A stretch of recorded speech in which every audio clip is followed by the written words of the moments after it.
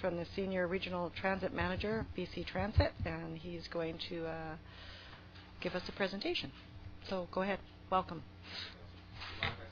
No, go ahead.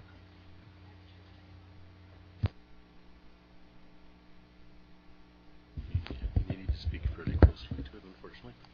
Oh, okay. Does that work? Does that record or not? Right, okay. Do you want a mobile mic? Sure. Is that working now? Okay. This makes it easier for me to move around, move my hands. That way I won't knock things over on the table. So thank you very much, councillors, for having me. As the slide says, my name is Todd Dupuis. I am the Senior Regional Transit Manager for the North Central region. So everything from 100 Mile House North is my area of responsibility, including, of course, Prince Rupert. This evening's presentation is to both present general information about BC Transit and the Prince Rupert Transit System, but also talk about the upcoming service review that we're going to be doing in your city and on your transit system. So please feel free at any time to stop me for questions. I'd prefer to go through the questions as I go through the presentation, not wait till the end, so that it's germane at the time. And I will hopefully cover all of your questions all the way through. And if not, at the end I have a last slide, which of course asks for questions. So topics we're going to cover, we'll give an overview of BC Transit. We'll talk about the BC Transit model, the roles and responsibilities between the three parties in the agreement. I will briefly touch on the annual communication cycle, talk about the three major transit agreements that we have, talk about your transit system, and give an overview, talk about the transit system review, and of course, as I mentioned, a short question period at the end. So we at BC Transit have, of course, a mission and a vision, and we view the strength of our people and our partners, yourselves, to provide a safe and effective and customer-focused transportation solution, linking, of course, your community, your businesses, and, of course, our lifestyles. The lifestyle being the culture surrounding transit and trying to convince people within communities that riding transit is actually a good thing, that it's good for your environment, it's good for your pocketbook, it's good for your community, and that working towards changing mindset, saying that transit is not just for low-income people, transit is for everyone. It's not just for big commuter centers or big cities, it's for anywhere that transit exists, and that you can find ways within your schedule to use transit. And for BC Transit, we want to be a leader in providing those kinds of transportation solutions that connect people and their communities to a more sustainable future. In other words, how do we maximize those limited resources that we have and focus transit to better that? Okay. So BC Transit is a Crown corporation. We're the overall provincial authority, and we provide, of course, the funding and operation for the province. Everything within BC except the Lower Mainland, so Vancouver is now Translink. We separated years ago. We serve over 1.5 million people in BC, 130 different communities, and about 58 local government partners, such as yourselves. We subcontract the operation of all transit operations outside of Victoria to either community associations, municipalities, or private operating companies. Victoria is the only system we ourselves operate, and non-profits are scattered throughout the province. We carry more than 50 million people every year, and the 81 systems includes Victoria and Prince Rupert and all the rest throughout the province, as you can see on the slide. Over 1,000 buses, making us the 17th largest fleet in North America. Quite a big transit operation, and a capital budget and operations budget totaling over $300 million. So the kinds of services that we provide custom transit, also known as HandyDART, which is the on-demand door-to-door service for people with mobility challenges, and there are often, depending on the community, links to taxi programs to enable us to have more flexible service. We also have paratransit, which is a variation between fixed route and fixed schedule service, where you have a route to follow and a schedule to follow, but you're allowed to deviate from that route to pick up people that may be a little bit too far away from the route but actually can't make it there themselves to walk to a bus stop. And of course conventional transit, which is the larger big bus fixed route, fixed schedule service. When you see the larger buses driving around the city, that's what we call conventional transit. So our funding comes from a variety of sources, of course, provincial tax dollars, revenue, municipal funding, provincial health authority for those services that provide health connections runs. So all the different health authorities, coastal, interior, Northern and Island Health. And of course the BC Bus Pass, which is a provincial run program for low-income individuals to ensure that transit is accessible to all members of our province. So our model is a partnership between three parties: yourselves as the local government, ourselves as the provincial authority, and then of course the local operator, whether that be the municipality that's a municipal run system, whether it's a private operator, or whether it's a community association that's actually has the authority or the responsibility for running the local service. In the case of Prince Rupert, it's a private operator, First Canada, that has the contract up until the end of 2013 to operate the service. Any questions on anything so far? Am I going too fast? Is this a good pace? It's okay. I have a question. Do other communities have the local operator? Do they municipalities? Do they do it themselves? There are very few municipal-run systems in the province. I don't know all of them offhand. I don't have any that I manage myself. But for example, the city of Nanaimo, Regional District of Nanaimo, manages their own transit system as the operator per se, and it uses their internal resources to oversee transit and to oversee the drivers and the mechanics and the maintenance, that sort of thing. But most communities, we hire a subcontractor on your behalf, a local operator. Okay. Yes? I'm just wondering, and I don't know if this is an appropriate time in the presentation, but how does BC Transit determine, or do you determine, the size of the buses that are used in the various communities? Okay, I can talk about that a little bit later on, but it really depends. We essentially have, until recently, only two sizes of buses: the larger, conventional style buses, and of course the smaller community or handy-dart buses. And it's a perception that there are large buses driving around without anybody sitting on them, and I understand that perception. But of course, your peak times for your system, the buses are full. Especially in communities where you have students riding the buses for going to school. It's a regular route, but they're using it to go to school. Well, those buses fill right up. And so to have that capacity to manage those numbers means you have to have a full-size bus. So yes, perhaps throughout the day there won't be a full bus, but there may be 10, 12, or 15 people on the bus with a capacity of, say, 30 or 40 people. So it gives that appearance, and oftentimes citizens in our communities, think that we're not using the buses that are full capacity. Why don't we have a smaller bus? Well, what they don't see are the full capacity periods at the peak when we actually need that capacity. And of course, you can't have a fleet of 3 or 4 different sized buses. This is not cost effective. Councillor Kinney has a question.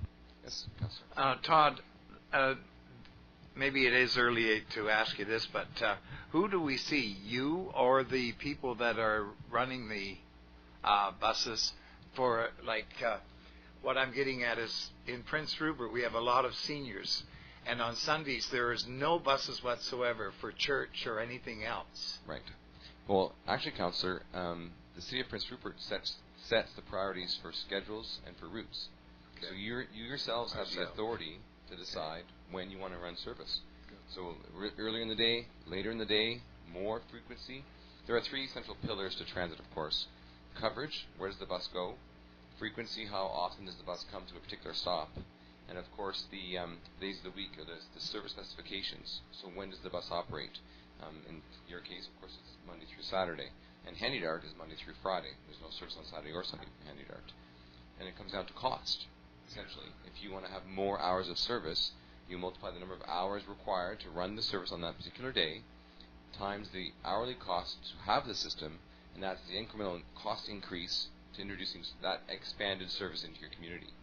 And after a certain trigger point, around 1,500 hours or so, that actually adds a bus to your system, because the number of buses needed to operate plus the spare buses you need to maintain to keep that spare ratio going, to make sure you have a backup bus in case one does go into a maintenance period, means that the cost is not only the hourly cost for operating the system and the extra hours, but also the cost for an additional bus, so the debt servicing or the lease payment for that bus. So, for example, these are just arbitrary numbers, not necessarily reflective of what it is in Prince Rupert, but let's say you wanted to add 8 hours a day of service, and that took you arbitrarily, say, 3,000 hours. Well, your operating cost is approximately $95 per hour. Well, multiply 3,000 hours annually times $95, so roughly $300,000 to introduce a new route and that level of service.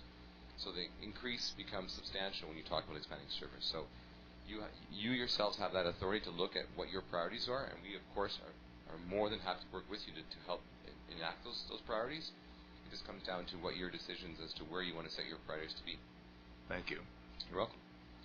Okay, so as I mentioned earlier, the partnership that exists between BC Transit, the City of Prince Rupert, and the local operator First Canada comes with a set of defined responsibilities. Now, this is not exhaustive lists. Those lists are contained in the annual or the Master Operating Agreement.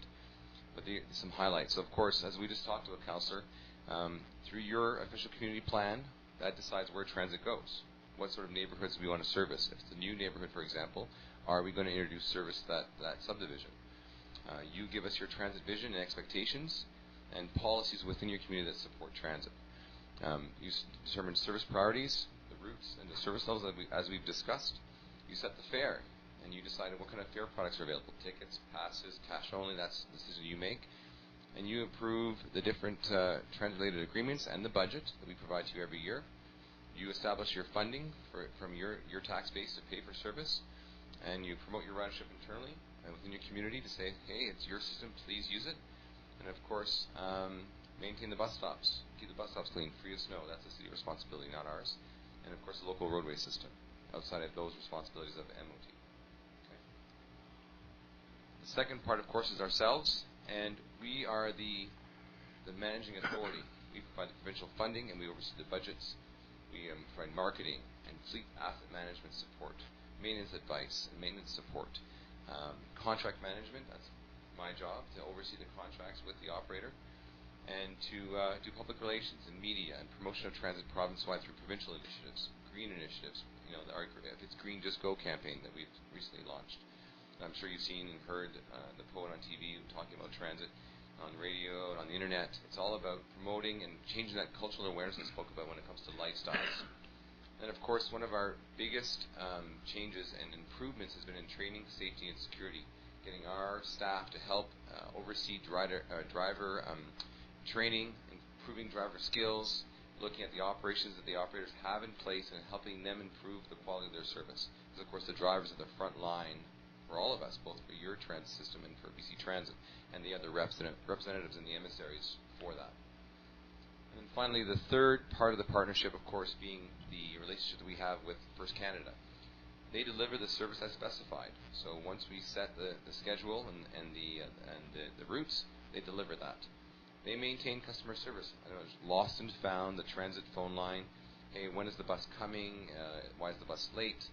Why is the bus on time so many times a day? It's great. You know, taking the compliments as well. They hire the drivers, so they don't run the human resources for their company. They do that themselves.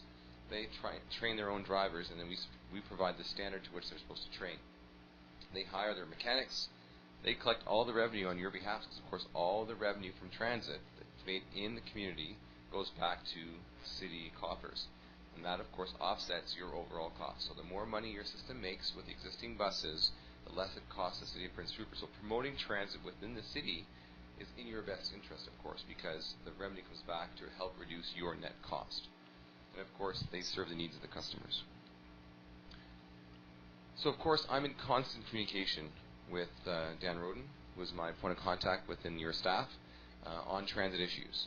But there are some major interactions between BC Transit and the city, and that revolves around the budget cycle, of course. And since the province and the municipality, or the city, are not on the same fiscal year, we have to try and balance our interactions such that you have the information that you require to set your annual budget.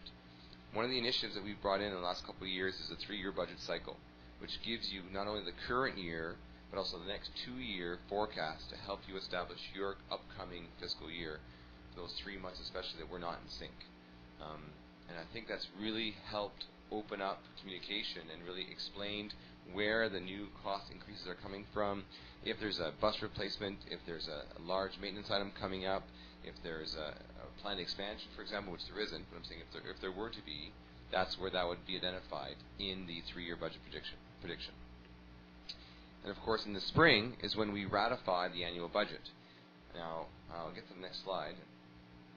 So the 3 main agreements are the Transit Service Agreement, the Master Operating Agreement, and the Annual Operating Agreement. The TSA defines the service area and all the responsibilities between the three parties. The MOA defines the contract that we have with the local operating company, ourselves, and the city. That document remains the master document throughout the existence of the transit system, and subject to minor changes, it remains the same.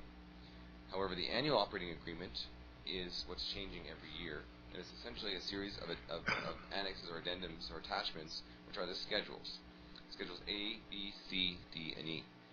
Okay, and the most important of these, well, A is the service area, B the hours, C the budget, D the payment schedule, and E being the fare structure. So every single year, as council, you re-ratify the construct which is your transit system. So we provide the annual budget, and you get to see exactly how many hours are being delivered, how much service is actually on the ground, how many hours, we call them revenue hours, are being provided, what the annual kilometers are, how much tires cost. Everything is outlined for you to see, and once you ratify, that's the budget that we use for the next operating year. Any questions on any of that? This council. Has our MOA changed in the last year or two? No, the MOA has not changed. The one thing that is upcoming, and it's going to be ratified, is a minor modification to the insurance provision within the MOA, and it's just to make sure that the insurance definitions are updated, but it's an administrative change, not a structural change. How often does this go out to tender for the operator? Okay, that's a good question.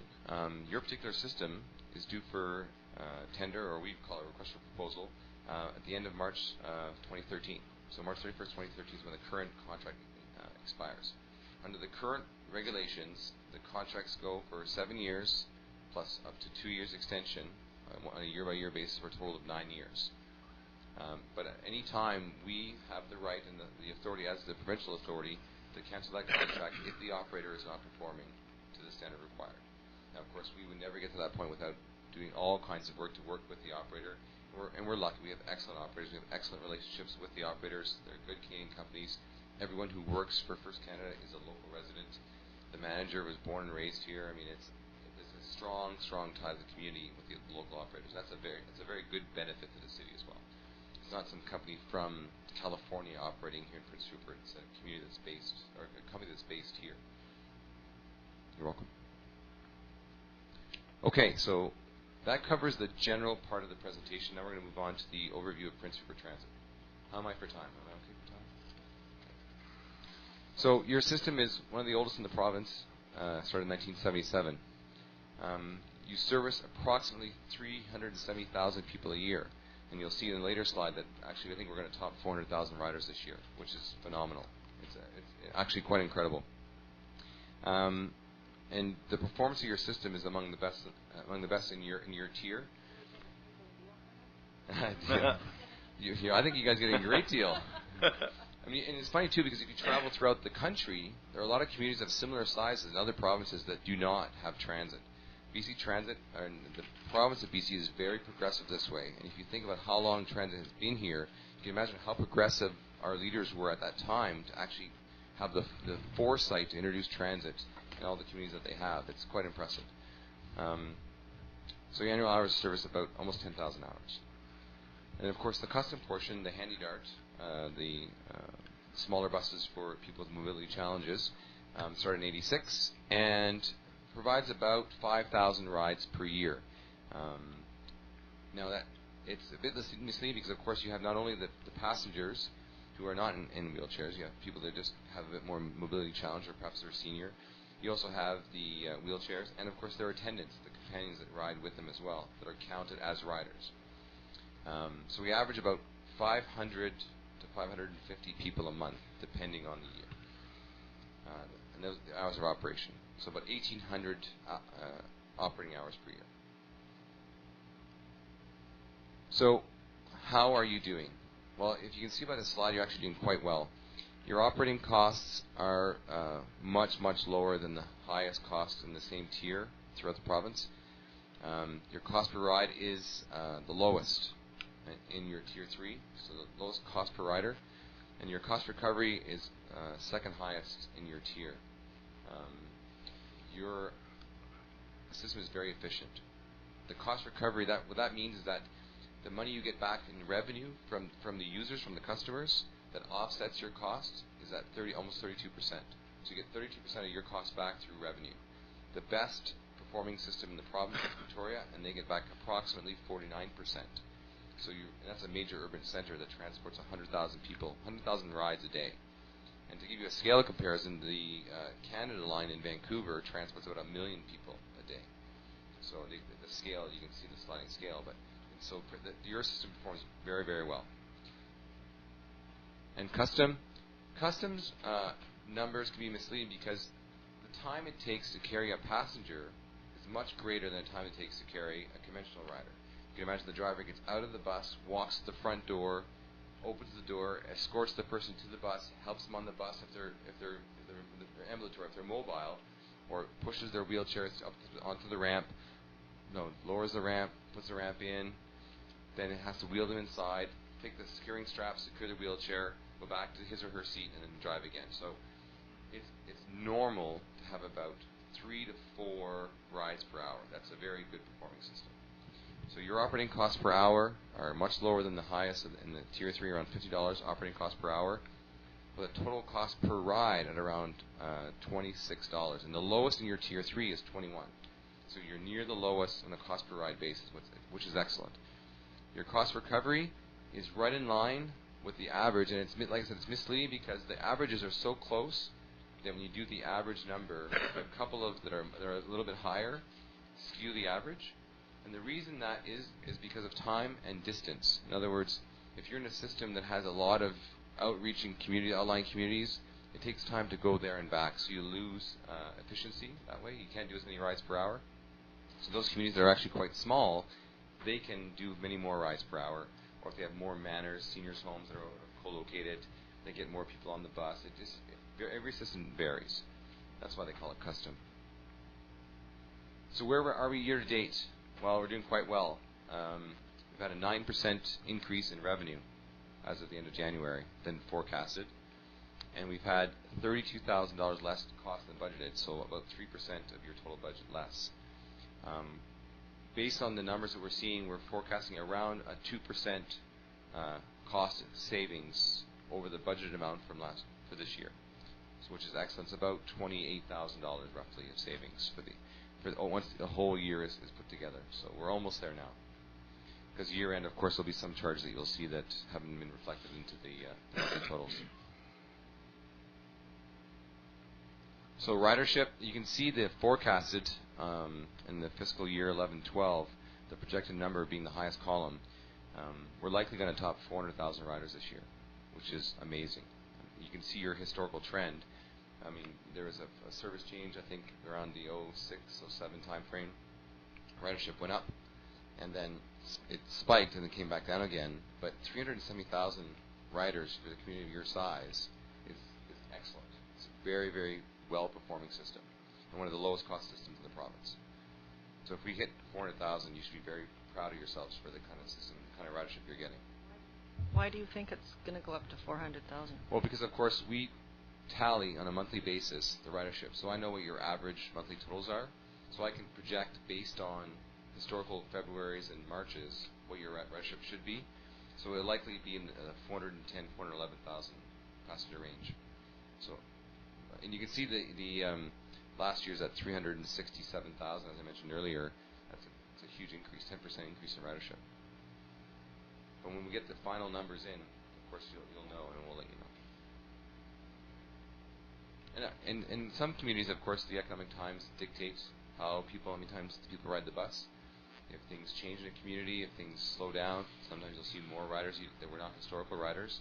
Sometimes choice riders, people that have the capacity or the historical tendency not to take the bus, decide for whatever reason to start taking the bus. So that ends up increasing ridership as well.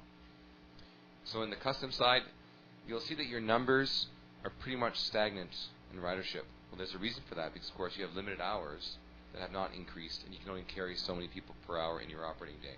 So it's normal for you to have the same number of passengers per year. It means you're at stasis, you're at maximum efficiency. It's quite normal to see that those numbers remain about the same. Yes, Councillor. The extra numbers, I'm just wondering, because I know we were talking about one of the reasons that you came up was we had changes in the school system that required some different things. I'm wondering, is there a possibility that maybe there are extra students taking the bus that might not have before because the schools were in their walking area and maybe aren't now? And it's possible. Unfortunately, we don't. If they're paying a cash fare, we're calculating ridership by revenue, and of course the fare box calculates the type of rider, and then we calculate how many riders you have. So the ridership numbers reflect total riders, as opposed to, we could, if I dove into the numbers, I could maybe figure out how many students there were that particular run, that particular day. But it's very well possible. I'm not sure what changes you made to your school system. It's certain systems I think some schools have closed recently, and so the students have migrated to where they're going, and perhaps their parents have moved or changed how their kids get to school. It's possible. So, because you're a teacher, correct? Yeah. Okay. So that concludes the overview of the Prince Rupert Transit system. Are there any questions so far that I haven't covered? Yes, Councillor.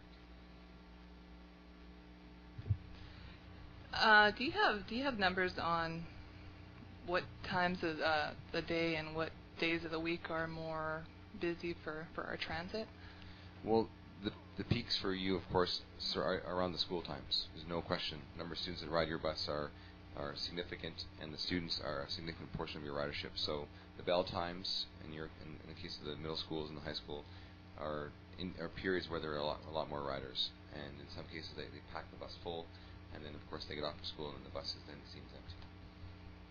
Yes, Councillor. My next question would be for Saturdays, and the reason I'm asking is because Councillor Kinney has brought up the concept that we need more services for our elders on weekends and other people that need to do things on Sundays as well.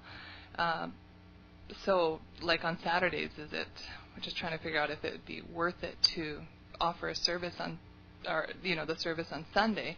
Maybe not now, as everyone's looking at me like budget, but in the future. Well, what's interesting is that your question ties in nicely. It's a nice segue into the transit system review. And so if I can explain that review first, and I'll get back to your question, I promise, and I'll answer that. Mm-hmm. So what the review does is it looks at your current transit system, and we've signed an MOU with the city that says we will commit internal resources, planning resources, to looking at ways of improving efficiency within your system, finding cost savings where there could be cost savings so that we can improve service within the existing financial structure, and improving the customer satisfaction level, the customer experience. As part of that, we then say, okay, we develop a service review plan, and that plan are your objectives for the review. So what is the scope of the review? What do we want to see? Do we want to see more service? Is there a part of the city that's not being serviced? Is there a part of the city that used to be historically important but now is sort of migrated less important, and other areas are more important than in the past? And in that regard, that's where we look at the service hours, the schedules, the structure, and the service specification. In other words, Monday to Friday, Monday to Saturday, or do we include Sunday? What's interesting is that all of our buses are accessible. All of our buses are low floor. So years ago, the big buses had steps, 1 or 2 steps or 3 steps, and so it was harder for people who were mobility challenged to get onto the bus. So that's when they introduced, of course, HandyDART, which was to help those people take the bus as well, to make it accessible for everyone. So the HandyDART hours are meant to mimic as much as possible the conventional service. But in the interim, since then, we've replaced all of those buses with low-floor buses that kneel, that allow everyone to access those buses. What's happened is culturally, those same riders are so accustomed to using the HandyDART bus, which is an on-demand service, which is much like a taxi, really, because you call them, you make your booking, and the bus comes to your house and picks you up. You don't have to make your way to a bus stop. So it's very appealing. But there are a lot of HandyDART riders that could potentially use your conventional bus because that bus is accessible. So seniors, and there are ways to help educate people, but they can take the bus on Saturdays. They don't have to not go because there is no HandyDART. They could use the big bus. Sometimes it's just an education piece, or people are not familiar with buses, or they're intimidated by the bus structure, or how to pay for their ride, or not sure how to buy a pass. Those are the kinds of initiatives locally that we can do to help promote ridership amongst all groups. And the HandyDART hours as I said before, if that becomes a priority for the city to increase the amount of hours that we have and to increase the days of service, the service specifications, well, that's for the city to decide. And of course, we would work with you to implement that. And of course, we take your request for hours of service, go to our assessment, process, make sure that we can get the provincial funding and the hours from our portion of it, and then of course, then you have to come up with your share for that service, whether it's conventional hours or whether it's handy-dart or custom hours. Did I answer your question sufficiently? Okay. So once we've defined the service review plan, once we set out the objectives, the scope of the review, then we commit planning resources, scheduling resources to look at your existing system. So say, for example, a bus goes down street X, turns left, but really should turn right. That's something we look at. Let's say the bus operates from 7 a.m. to 6 p.m., but we think, you know what, there's no one riding the bus before 9 a.m., but there are people who really want to ride that bus later in the day. So let's ride that bus let's change the schedule from 10 a.m. to 10 p.m. These are just arbitrary examples. Of course, the interesting part about transit are the knock-on effects. Everything is interlinked. All routes connect so that people can go from one part of the community to another and transfer to another bus. So any change that you do make to a system has knock-on effects, and so the entire system can change just by modifying a single route. So those are things to keep in mind. So once the service review is complete, we then make as an entity a series of recommendations to the city. So here are our conclusions, and then it's not a finalized document. It's a sort of dialogue that says, here, this is what we think. How do you feel about our recommendations? And we work back and forth with yourselves to say, what is it that you want to see? And then we finalize a report, and then we make approval or recommendations for implementation. And then it's given to yourselves for approval to say, yes, we want to implement those changes.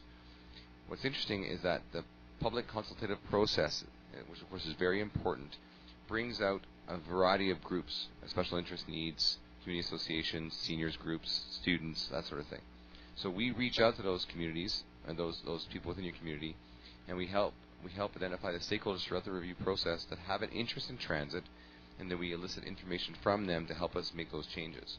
And we use the information that you provide through your staff and through your local groups to say, who do we need to talk to? Who are the stakeholders that we need to consider in this review? So this is not a unilateral, in a vacuum review done by BC Transit. This is most definitely a collaborative process that involves all of us to make sure that we're reaching out and meeting the interests and the needs of everyone in your community. Okay? So once those final recommendations are approved, both within BC Transit and within the City of Prince Rupert, then there's an implementation schedule that's identified. If there's a fare change, if there's a schedule change, which of course entails a publication change to the rider's guide, the website, and then the media campaign to inform riders that of course we are going to change transit within the community. And that's how that sort of communication process goes. So it comes full circle. And of course, once you've implemented the changes, if there are any, then of course you do a follow-on survey, feedback sessions with people to say, okay, how are the changes working? How are you finding them? Is it working for you? That sort of thing. Okay? Well, those are my set slides. Are there any other questions or things I have not covered at all? I have a question for you. I think it was a year and a half ago we went to a meeting about you were going to install some kind of smart, or not meters, but some kind of computerized fare box. Yeah. Have you done that? Or? We have. All of your buses are GFI equipped. Every month we generate monthly reports that cover the ridership numbers, the route by time, so we can tell where the performance is, where the performance is not. There were some growing pains with installing them and learning the technology and having the drivers, because there's a lot of responsibility placed on the driver themselves to input information as the people come on the bus for the coding. But we're getting much better, and what it's doing is it's accurately capturing ridership and helping us accurately identify revenue as well. You're welcome. Councillor Ashley.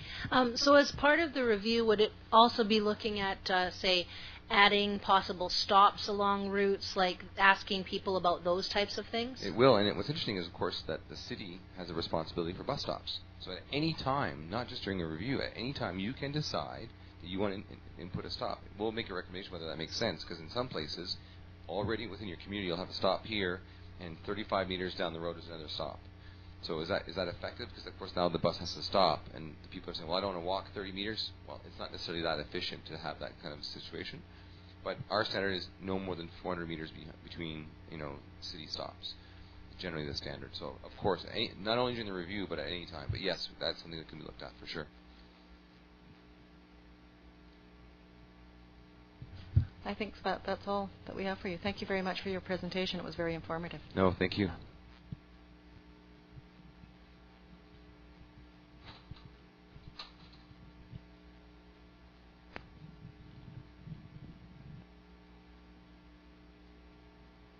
Moving on, we've got reports and recommendations. We've got a report from the Chief Financial Officer, Mr. Roden, on the BC Transit MOU service review. So if you want to give us your review. Certainly, Your Worship. We've all heard Mr. Dupuis' presentation this evening outlining how transit functions, what the various roles are, and Transit's interest in providing this review. The review first came to our attention about a year and a half ago, and it's finally come to fruition.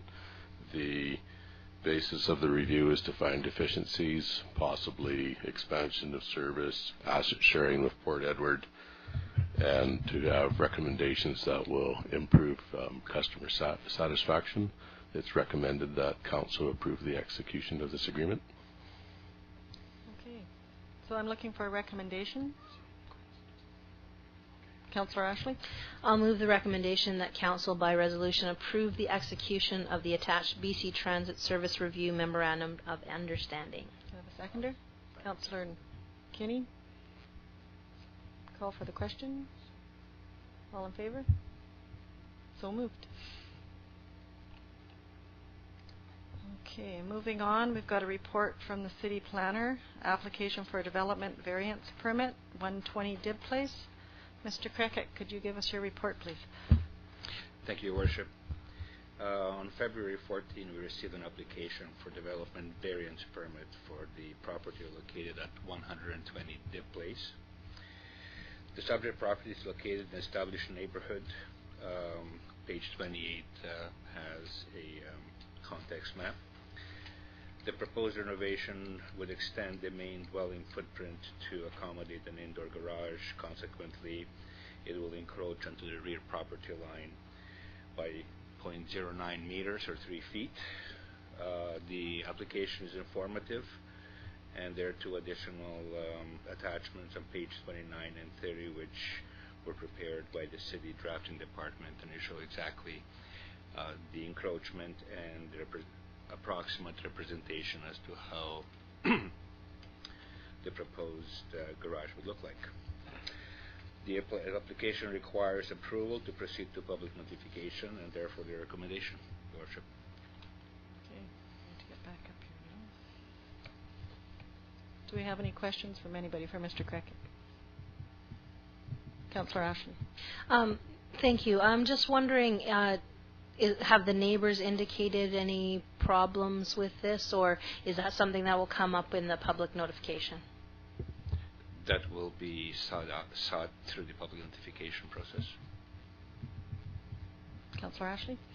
I'll move the recommendation that the development variance permit application number DP 1203 for 120 Dib Place proceeds to public notification process. Could I have a seconder?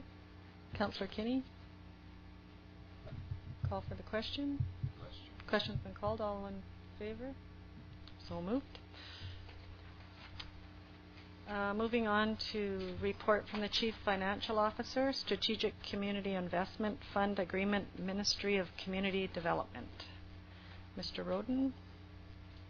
Thank you, Your Worship. Those members who were on Council the previous time will remember that a very similar report came to them in 2009. At that point in time, the Council at that time was asked to approve an agreement which would see the province front load the funding for 2 years, and with more funding in the first year and less funding in the second year as a means of economic stimulus. Council approved that report. The province has skipped a year. We didn't see this in 2011, but we're now seeing it again in 2012, and this time it's for a 3-year cycling fund. And it's basically the same thing where they want to front load the money, and the recommendation is that we agree to the agreement, because if we don't get the money, and that for our own purposes that we average the funding out over the 3 years so that it doesn't affect our operations by having a big spike of funds coming in the first year and then having to scale back in the next 2 years. So the recommendation again is to approve the execution of the report and average the funding over the 3-year period. Councillor Kinney is going to move the recommendation. Councillor Ashley is the seconder. And go ahead, Councillor Ashley. Since I just can't remember how we did this last, or I'm just wondering, are these funds specifically targeted, or are they just general revenue that we can use for all of our operations? The funds are broken into 2 parts. The first portion is the traffic fine revenue sharing monies, and the second part is a small community grant. Small community grant is basically to fund the operations of the small community. The traffic fine sharing is nominally identified to be funding police enforcement. Any more questions? Discussion? Call for the question. Question's been called. All in favor? So moved. And now we'll move on to a report from the Chief Financial Officer again for the City of Prince Rupert website upgrade. Mr. Roden. Thank you, Your Worship. This report is the second report on this issue. At the February 13th council meeting, council requested more information regarding what could be done to the website. In response, staff went out and, well, first off, we wrote up a request for proposals so that we could actually get firm quotes rather than, off the cuff, gee, how much do you think this would cost you to do this if we were to ask you to do this type questions. And we sent it out to 6 of them, all well-known and reputable website design companies, some from reasonably local, Smithers, for example, but primarily from Vancouver. The answers came back, and what we asked for essentially is we asked for them to give us a quote on simply removing the Adobe Flash and removing it with HTML5, which again is still in its infancy. They're still finalizing how it's supposed to look. But the idea is that if we did that, then people who had Apple mobile devices would be able to access the website. So the other thing we asked them to do is we asked them to give us an estimate on pretty much a good overhaul of the website. Now, one of the funny things about this report is we talk about a good overhaul of the website, and then we talk about a really good overhaul of the website. Okay, and the differences are in the details, and the really good overhaul would basically move our website the same way that the website was moved the last time that it was up when it was recreated 5 years ago, and we got all that fancy new stuff. A new website now would the expensive option would incorporate a lot of social media rather than just being a bit of an add-on, and it'd be a far more sophisticated look. So the prices actually came in fairly close to some of the estimates we got. Sometimes the estimates were a bit high, but by and large they were well within the range. 4 options have been developed for council. The option 1 is to remove the Adobe Flash and do the HTML5, and that's estimated to cost somewhere between $9,000 and $12,000. The second option would be to design and build a new website with reasonably up-to-date technology, and there's several advantages to this. Is that it'd be less expensive than the really great website, which would be a complete overhaul and really making it good. Unfortunately, it would cost more money, and it really wouldn't extend the website life more than maybe a couple of years. Like it would be better, but it wouldn't have that cachet that it would have. And then there wouldn't have a new content management system, which is a backdoor thing which allows staff to put things up on the website quite easy. And I guess I should go back and say that the advantage of option 1 is that, which was to replace the Adobe Flash with HTML5, the advantage was that it was less expensive, and it would allow Apple product users to use the website and get access to it. And the website would look exactly the way it did now, pretty much. The disadvantage is that it might be considered throwing good money after bad if people really think that it's, we need to start thinking of a new website.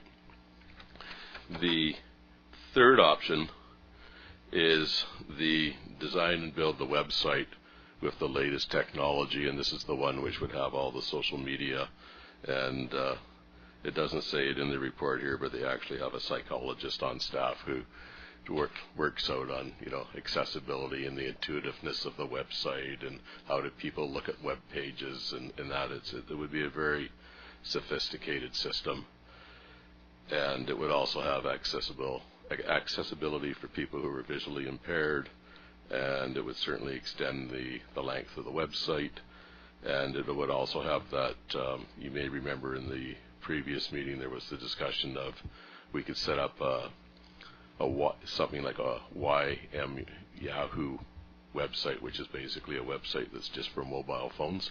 This would actually have that website, so you'd actually have two websites. You'd have full-blown browser website, you'd have something for mobile phones, and everything in between. Unfortunately, it would be the most expensive option. The fourth option at this point in time is that Council has recently completed its strategic planning process, where there's another report on the table tonight that advises that we'll be starting the budget deliberations at the end of this month, and they'll be taking all of April and the first week in May. And it might be advisable to simply defer any decision on this for a couple of weeks until Council has a better idea of our financial position for the upcoming year. And at this point in time, that's the option that's been recommended. Thank you, Mr. Roden. Councillor Carlick-Pearson? Do we have a cost for option 2 and 3, or is it just too much?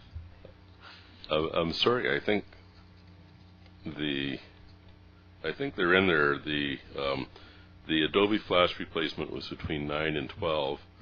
The redesign would be between 17 and 18, and that would be option 2. And then option 3, the very expensive one, was the $47,000. Unfortunately, I omitted writing down the actual price on option 2. That's where it's missing there on page 41 of the agenda. Councillor Ashley? And you might have already answered this. I'm just in the first option, it mentioned under disadvantages that a new website would take advantage of new innovations. I'm assuming you're talking more like the social media part. Is that correct? Yes, I am. Councillor Rice? For option number 1, I'm just curious, as a non-technical person, this sort of stemmed from the idea of removing Adobe Flash, and then it says replacing with HTML5. I'm just curious if HTML5 is the only option for replacing the Flash, because the idea is that the Flash is not Apple compatible, and if HTML5 is in its infancy, are there other things out there that could be used instead of HTML5 to deal with the same issue? I'm not sure. I could go check with my IT specialist in a minute. Mr. Young, are you there?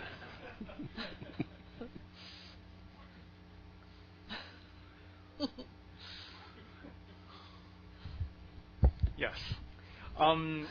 As far as I know, the one that the next standard for all websites will be HTML5, and right now it's still under development, but we're getting there within a couple of years, and definitely will work with Apple. Apple on purposely didn't use Flash because they want to use HTML5.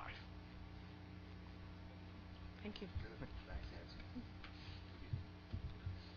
Councillor Ashley. Thank you to staff for finding out this information, because it certainly makes it a lot easier to look at the different options. I know we haven't made any motions yet, but right now when I look at the different options, and I know that budget is coming up, I think the fact that we now know what the costs are and what the advantages and disadvantages are, that my personal perspective is that it's an important issue but not an emergency issue, and I think it could be debated during the budget, and that way we can take the cost of it and put that priority along with the other priorities that we have, so that we can make sure that we're making the right decision according to how much our finances are able to handle it. And especially when I look at, as much as it might be nice to have like the real, fancy overhaul, it might be better to wait for something like that until we have a better financial situation. So I'm going to actually move that we go with option 4.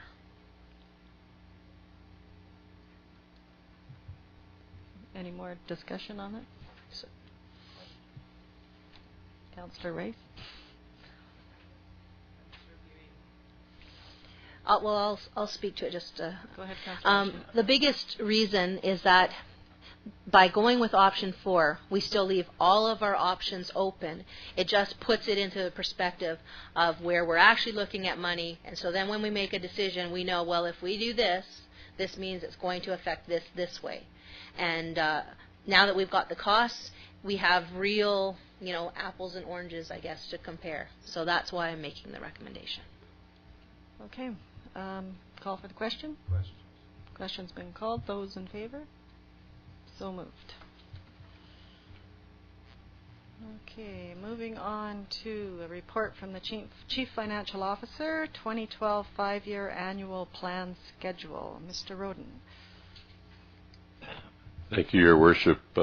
Every year the city has to adopt a 5-year annual financial plan which sets out the expected revenues and expenditures for the current year, and it gives the council the authority to make those expenditures. At the same time, the council will be passing a property bylaw tax which levies the tax for the municipal taxes for the same year.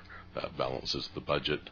The dates, unfortunately, when I was putting this the dates together, I think I was in December in 2014 or 2015, because Mr. Gurdicki kindly pointed out to me that most of the dates that I had were not good dates. Apparently there's a religious festival on one of those dates called Easter that I completely missed. My apologies. So there's a new schedule that's been passed out to council. They have it on their desk, and copies were made available to the public. So the recommendation is that this schedule will get us in on time. By law, we have to have it done by May the 14th. So what I've tried to do there is I've tried to have a combination where there's an opportunity at the next council meeting. We would go through the budget just overall and sort of say, well, here's what the ask is. This is what people want for community grants. If everything was approved and we did all these things, this is what it would cost, and this is what it would look like as in property taxes, increase or decrease. Then on April the 10th, the plan would be to bring forward all the community grants, and council could deliberate on what those grants should be for this year, and also to probably bring in Mr. Horn to give council an update on the capital works and the capital purchases program, or possibly I would just do that. What's happened is that council did approve schedules back in December so that things could get going. We've modified those somewhat and added a few projects to it, and would like to bring that back to council for its approval. a special community meeting, community of the whole meeting and council meeting would be held on April the 16th for public consultation on the budget. By law, there has to be a stage in the budget process where people can make comments on what they're hearing and what they're seeing, and council is to hear that and deliberate, consider it when they're making their own deliberations. It was said last year that people wanted to be part of the process earlier, so what we've done is we've tried to move it forward. The 23rd of April, there would be 3 readings of the budget, and we would bring out the full financial plan at that point in time, which shows the 5-year extension. Again, on the 30th, the following week, we would have another opportunity for public consultation on the budget, and then council could give staff their final direction on where they wanted the tax rate to be, what they wanted to cut, what they didn't want to cut, and the staff could then bring it back again on the May the 7th to adopt the financial plan. And there's a bit of wiggle room there. If worse comes to worse, we could fit in a couple more meetings between May 7th and May 13th if need be, but hopefully we won't. Okay, thank you, Mr. Roden. Any questions for Mr. Roden? Councillor Ashley. Just a couple of things. One, I just wanted to double check because I know that there's 2 meetings basically scheduled on May 7th, and I just wanted to make sure that Mr. Roden felt that there'd be enough time to do both of the things that would be scheduled. That would be the emergency services building portion as well as adopting the financial plan. So I'm just, as long as staff feels that would be appropriate, then that's fine, but I just wanted to double check on that. We, if I may answer that, we would have the council meeting first and get the budget out of the way, and then the committee of the whole meeting could run as long as needed to be.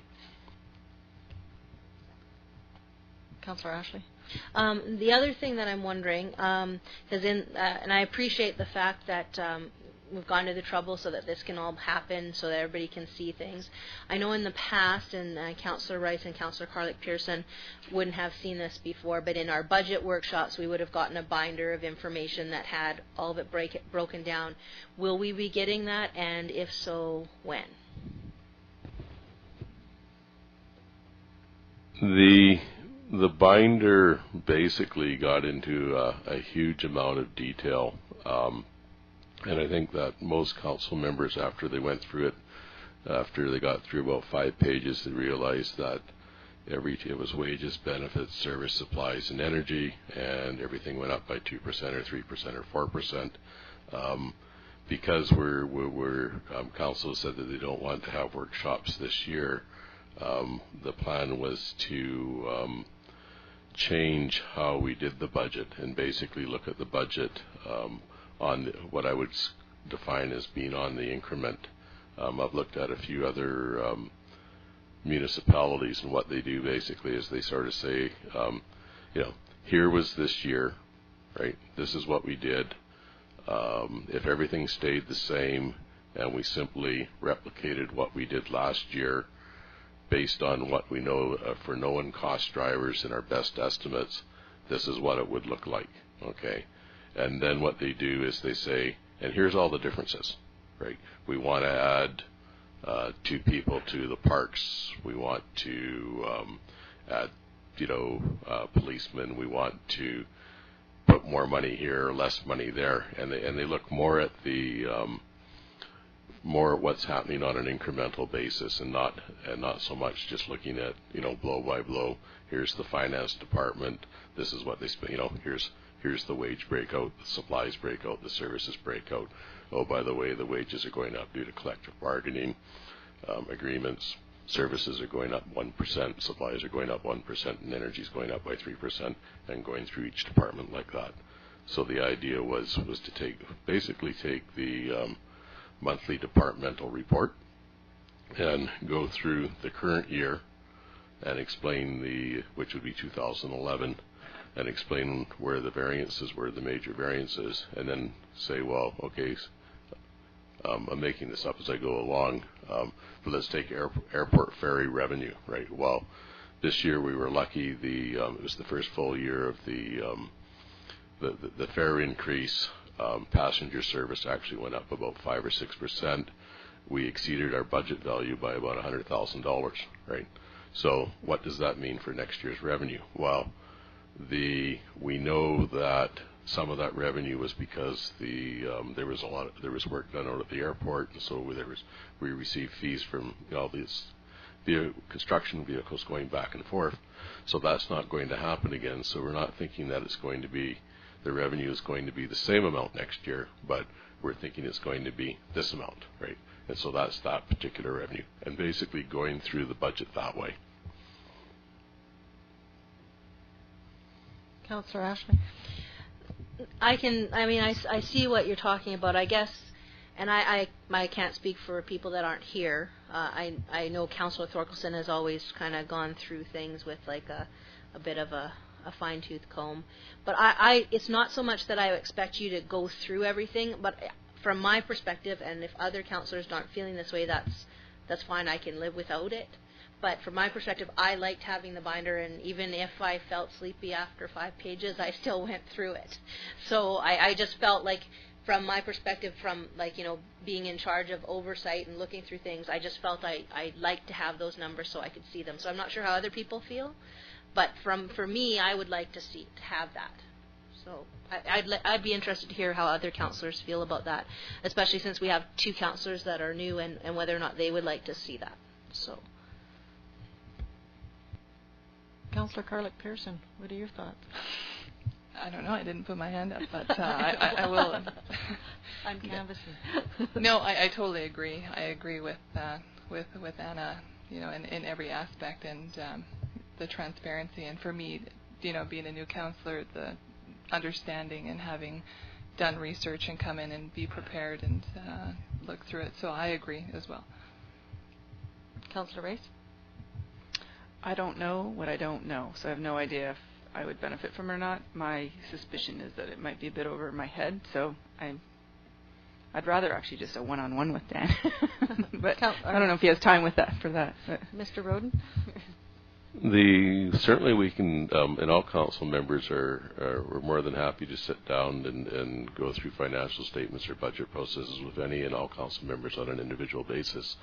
If I'm hearing you correctly, then what we will do is we will pull together the bundle, as it's fondly known downstairs, and we will make it available, and we will make it part of the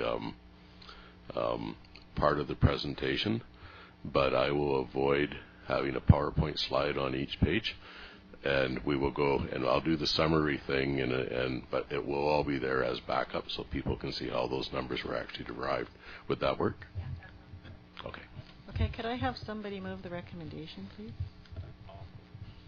Councillor Kinney, seconded by Councillor Ashley.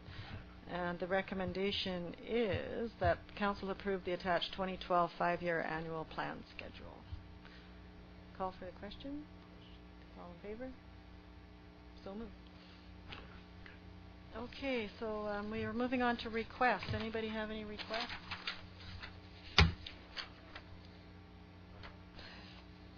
Any requests? Yes. Councillor Kinney. We're on reports, questions. Well, no, we're on requests, correspondence for action. So I guess we should move down to questions. Okay. Reports, questions, and inquiries from members of council. Councillor Kinney.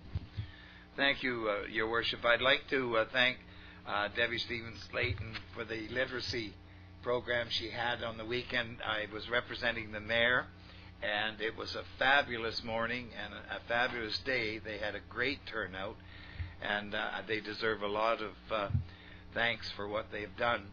Also, the same day I attended, on behalf of His Worship, the science fair, and those children were absolutely amazing.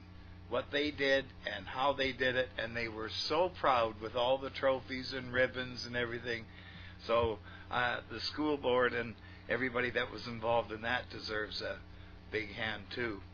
And I also attended today, for His Worship, the Building and Sharing Cultural Responsive Crime Prevention practices for BC Aboriginal communities.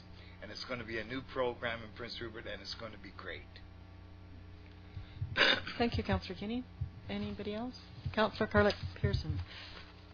I just had a question for, well, not really actually sure, but I'll just throw it out there anyways. So on 8th Avenue West, I'm concerned that there's high speed and the vehicles are going about 50 or 60 miles an hour down the street, like no kidding.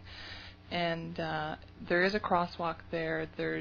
It comes up from the PRMS, the middle school. There's a crosswalk there, and there has to be on average about 200 kids a day in the morning and in the afternoon crossing that crosswalk. Now, cars are just flying through there. Not only that, there's a lot of families with little kids that are in that neighborhood that are playing outside really close to that crosswalk. So I'm not sure what the procedure is to implement a school zone in that area, or to, we could always phone the RCMP and see if they could monitor that area, but I think it really needs to be addressed that we look at a school zone be put there. I think Councillor Grodecki, you can take care of looking into that, or is that something you do or something Mr. Roden does? I have no idea. I'd like to congratulate Mr. Grodecki on his promotion. Between the two of us, we'll look through that. Okay. Councillor Ashley. Yeah, I was just going to make a further comment, because I think one of the reasons that it may have become even more of an issue now is that with it being the middle school, before when it was a high school, the kids kind of, went through and stuff, but now it's only 1 block away from where the middle school is, and there's way more kids that are actually coming across that area, and it would make sense for it to be a school zone. But I was wondering, and might not be something that is going to happen because Mr. Howie is away, but I didn't know if Mr. Roden had anything to report on behalf of Mr. Howie with the city manager report, so I was just going to ask about that. Mr. Roden, do you have a report from the city manager for us? It will be very brief. The council went through its strategic planning process at the end of February. It was attended by all of council and all of senior staff. It went on for about a day. A lot of good ideas were generated. There was a winning note process as usual, where some things are seen eventually to be more of a priority for the city at this point in time than others, and that's not to say that not all things are important. Mr. Grodecki is pulling together a report that will be presented to council. Next meeting, I understand. Next meeting, I understand too. Thank you, Mr. Grodecki. And at that point in time, council will present it to the public, and it'll be affirmed by resolution, I believe. Thank you. Any other questions from councillors? No? Looking for a motion to adjourn? Councillor Ashley? Councillor Carlett Pearson, seconded. A question, call for the question. Question's been called. All in favor? So